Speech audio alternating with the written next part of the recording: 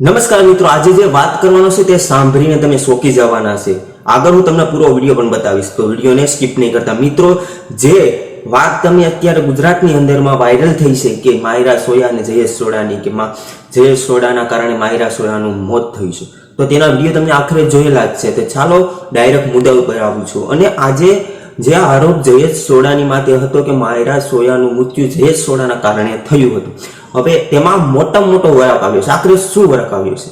હવે તે આરોપ તેને મમ્મીની ઉપર આવ્યો છે.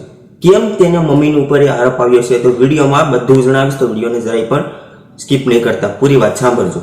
તો મિત્રો, જ્યારે માયરા સોયા આપઘાત કરે છે, ત્યારે જયેશ સોડાના લવના કારણે તે આપઘાત કરે છે એવું એની માતાના પરિવારનો આરોપ હતો. એની માતા પોલીસને કહેતા હતા કે મારી દીકરીને ન્યાય જોઈએ છે, તમે જયેશ સોડા ઉપર કડકમાં કડક કાર્યવાહી કરો એવું તેને કગરતા હતા. અને આખરે થોડાક સમય પછી જ્યારે પોલીસ તેને બોલાવે છે, તો ફરી માયરા સોયાના મમ્મી આવતા નથી. જ્યારે આવે છે ત્યારે એવું નિવેદન આપે છે. શું આપે છે?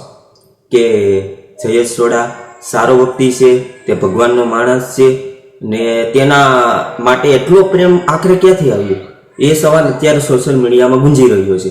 તો મિત્રો, માયરા સોયાના મમ્મી જે દીકરીના ન્યાય માગતા હતા, તેના માટે હવે જયેશ સોડા માટે ન્યાય માગે છે. આખરે આવું કેવું બની શકે કે એક માતા પોતાના દીકરીનો આપઘાત, જેને જન્મ આપે છે માતા તેની દીકરીને, ને એ જ દીકરીના ન્યાય કરતા તેને શું આખરે વાલું લાગ્યું કે તેથી તે આખો કેસ પલટો મારી જાય છે.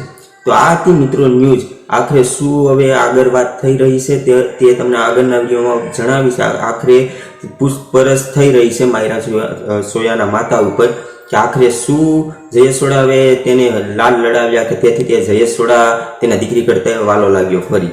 તો મળશું એક નવા વિડીયો સાથે. અને શું આ કંઈ પૈસાનું કૌભાંડ છે, અને શું આ પૈસા આપીને સમાધાન થયા છે, આગળ કેટલા આપ્યા છે, બધી માહિતી તમને આપણી ચેનલ ક્રિસ્ટલ ગુજરાતીમાં મળશે. તો ચેનલને હજી સુધી સબસ્ક્રાઈબ ન કરી હોય તો સબસ્ક્રાઈબ કરી લેજો.